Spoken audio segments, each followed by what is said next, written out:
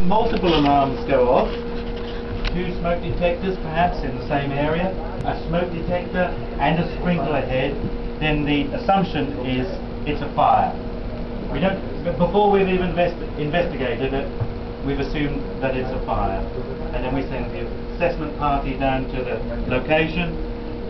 2 main fire parties go down to their fire lockers, get into their fireman's suits and their firefighting gear, so they're ready to deal with the problem. The officer of the watch up here switches off the ventilation to that location. So these are automatic procedures. Switches off the ventilation to that area, and then he begins to close up the area. So if, for instance, it's in this section, then he closes those fire screen doors in that fireproof bulkhead. And he simply can do that by clicking on the SMS screen. And that means that if there is a problem in that location, it's already contained. The ventilation is no longer feeding it with oxygen, and the fire screen doors are closed, so that there is no possibility of the fire spreading to an adjacent section. Kalau lebih dari ada 2 alarm aktivasi, baik asap sama sprinkler, harus diinvestigasi dan tim pemadam kebakaran langsung harus lapor. Ventilasi dimatikan juga, pintu api ditutup biar cepat diamankan. Yet contain it within a specific location. We can use the monitors, the CCTV monitors, to focus on a particular location, and that will also give us an indication if we've got a real problem. For those passengers or crew who might be in that section, these are fire screen doors. These are the doors that will be closing remotely, and those doors can be opened, but they won't stay open. Once we've triggered closure from the bridge, passenger or crew member will pass through, but it will close automatically on a heavy-duty spring behind that individual.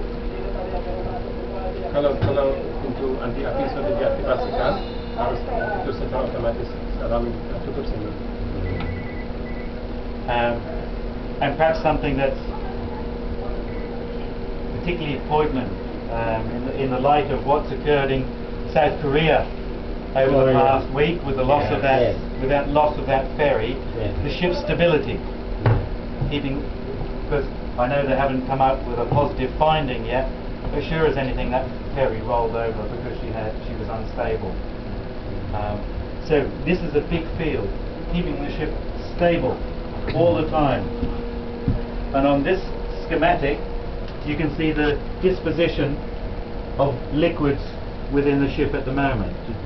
The ship has to have its center of gravity at a particular level within the ship, and that level is low down in the ship, so that in the event of side damage or listing, she'll survive 2-compartment flooding. So the ship is divided into these 19 watertight compartments. So even if we breach 1 compartment, 2 compartments, and lay those compartments open to the sea, the ship must survive in an acceptable condition.